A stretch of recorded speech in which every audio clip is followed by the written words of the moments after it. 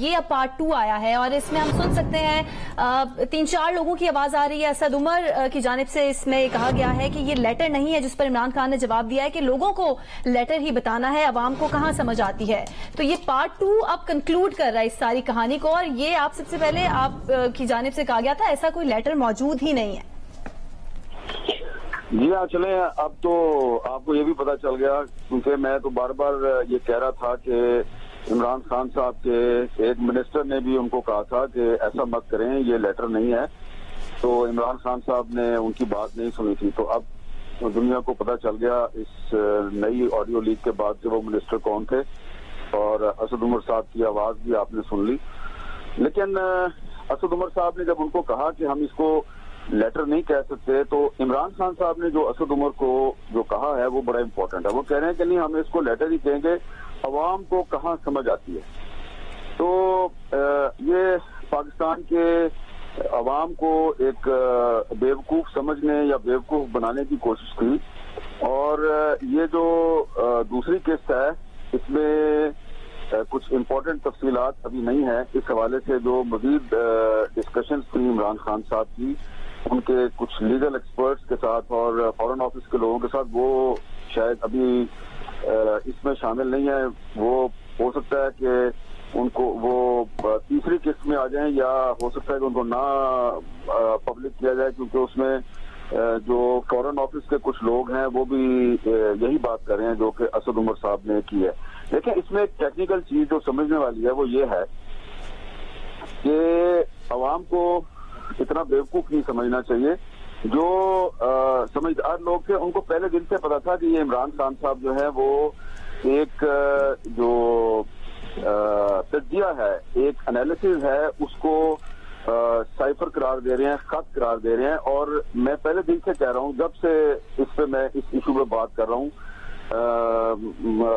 29-30 मार्च से, कि जो उन्होंने 27 मार्च के इस्लामाबाद के जलसे में जो उन्होंने खत लहराया था और फिर लहरा के जेब में डाल दिया था, वो साइफर नहीं था। तो जाहिर बात है, मुझे कोई किसी ने मुझे कुछ चीज बताई होगी तो मैंने ये आप लोगों को भी बताई थी ना। तो ये उस वक्त भी मैंने बताया था कि कैबिनेट के अंदर से ही ये बात जो है ये हमें पता चली थी कि इमरान खान साहब को समझाने की कोशिश हुई है कि ये लेटर नहीं है, आप इस पर मत खेलें। लेकिन वो कहते थे मैं खेलूंगा। और अभी तो आपने सुन लिया कि असद उमर साहब ने वाज़ेह तौर पे कहा कि ये लेटर नहीं है। लेकिन यहाँ पे एक और चीज जो है वो बड़ी काबिल गौर है कि जो वजीर खारजा थे शाह महमूद कुरैशी साहब, उनको स्टैंड लेना चाहिए था इस पे। उनको ये बताना चाहिए था कि जो एक एम्बेसडर होता है किसी भी मुल्क में, वो फॉरेन सेक्रेटरी को जो साइफर भेजता है, उन साइफर की कैटेगरीज होती हैं। ए कैटेगरी होती है, बी कैटेगरी होती है, सी कैटेगरी होती है।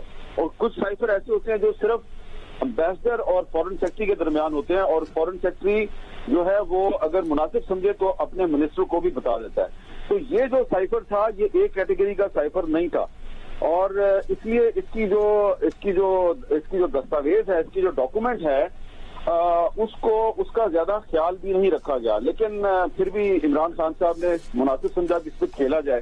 तो अब ये जो दूसरी किस्त सामने आई है, इससे तो ये साबित हो गया कि इमरान खान साहब पाकिस्तानी अवाम को बेवकूफ बनाने की कोशिश कर रहे थे। और अब अगर तीसरी किस्त भी अगर इसकी सामने आ गई तो फिर उसमें ये भी पता चलेगा कि सारे के सारे लोग जो हैं वो शाह महमूद कुरैशी साहब की तरह खामोश नहीं रहते, बल्कि जिस तरह थोड़ा सा असद उमर साहब ने उनको समझाने की कोशिश की, और भी लोग थे जिन्होंने उनको बहुत समझाने की कोशिश की, लेकिन इमरान खान साहब ने किसी की नहीं सुनी। अब अगर इसकी इंक्वायरी होती है, जो कि मेरा ख्याल है होनी चाहिए, और इमरान खान साहब का अपना भी मुतालबा है कि इसकी इंक्वायरी होनी चाहिए, तो अगर इंक्वायरी होती है तो उसमें हो सकता है कि जो साइफर है उसका कंटेंट जो है, उसका जो सारा जो उसका मुआद है, वो सारे का सारा अवाम के सामने ना आए। लेकिन ये जरूर पता चल जाएगा कि इस सूरत हाल में किसने इमरान खान साहब को समझाने की कोशिश की, किसने उनके सामने सच बोला, और किसका जो था रवैया खुशामदाना था, मुफाद परस्ताना था, और किसने अपने बॉस के सामने यस सर का रवैया अख्तियार किया। तो अभी आप तीसरी किस्त का भी इंतजार करें।